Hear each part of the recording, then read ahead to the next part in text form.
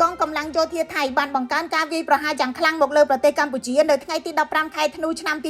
2025 ដោយបានប្រើយន្តហោះចម្បាំង F16 ចូលទម្លាក់គ្រាប់បែកដល់ខេត្តសៀមរាបក្បែរជំរំភាសឹកនៅក្នុងភូមិសាស្ត្រស្ពានអូជីកនៃព្រំប្រទល់ស្រុកស្រីស្នំនេះបើយោងទៅតាមក្រសួងការពារជាតិកម្ពុជាសៀមរាបជាខេត្តទី7របស់កម្ពុជាដែលរងការវាយប្រហារពីយោធាថៃបន្ថែមពីលើខេត្តព្រះវិហារឧត្តរមានជ័យបន្ទាយមានជ័យបាត់ដំបងពោធិ៍សាត់និងកោះកុងចាប់តាំងពីថៃផ្ដើមបាញ់ផ្លោងចូលកម្ពុជាដំបូងនៅថ្ងៃទី7 ខែធ្នូ ឆ្នាំ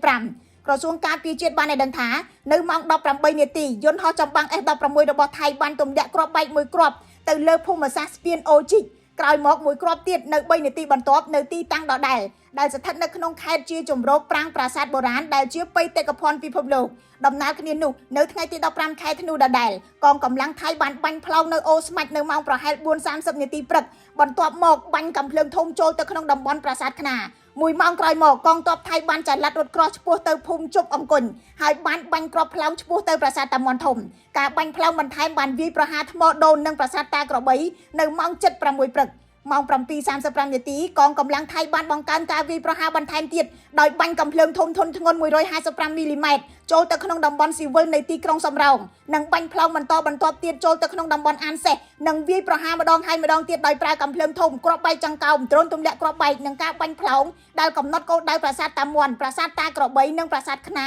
មុនសម្រុកវាយសន្ធប់នៅតំបន់ជុំវិញប្រាសាទព្រះវិហារនៅម៉ោង 9 ព្រឹកថ្ងៃដដែលចំនួនពលរដ្ឋស៊ីវិលកម្ពុជាដែលបាត់បង់ជីវិតបានកើនដល់ 12 នាក់របួស 74 នាក់និងភៀសខ្លួនជាង 40,000 នាក់គិតត្រឹមព្រឹកថ្ងៃទី15 ខែធ្នូ ឆ្នាំ 2025 ខ្ញុំរស់សុធាពី News Today NTTV